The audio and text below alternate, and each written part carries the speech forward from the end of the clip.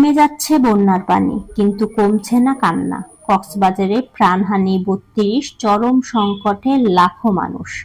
কক্সবাজারে টানা এক সপ্তাহের ভয়াবহ বন্যা ও পাহাড় ধসের পর ধীরে ধীরে নামতে শুরু করেছে বন্যার পানি।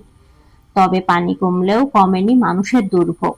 জেলার বিভিন্ন এলাকায় এখনো জলাবদ্ধতা, সুপেয় পানির তীব্র সংকট ও খাদ্যাভাবের মধ্যে মানবেতর জীবন কাটাচ্ছেন হাজারো পরিবার।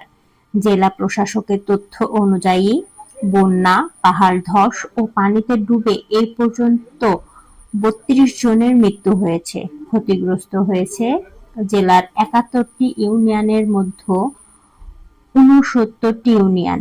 প্রায় ২.৫ লাখ মানুষ এখনো পানিবন্দী অবস্থায় রয়েছে।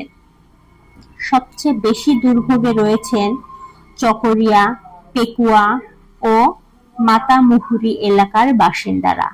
পানি নামতে শুরু করলেও ঘরবাড়ি, শিক্ষা প্রতিষ্ঠান, ধর্মীয় স্থাপনা ও ফসলি জমির ব্যাপক ক্ষয়ক্ষতির চিত্র সামনে আসছে।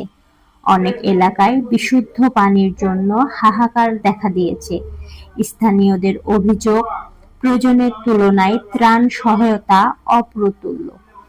তবে জেলা প্রশাসকের দাবি, ক্ষতিগ্রস্তদের মাঝে নিয়মিত ত্রাণ বিতরণ কার্যক্রম অব্যাহত রয়েছে। এদিকে আবহাওয়া পরিস্থিতির উন্নতি হওয়ায় জেলার নৌযান চলাচল স্বাভাবিক হয়েছে, কিন্তু বন্যার ক্ষত এখনো শুকায়নি।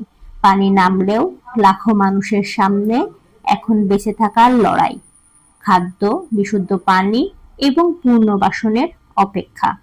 বার্তা ল্যাব ডেস্ক, আমি রুনা।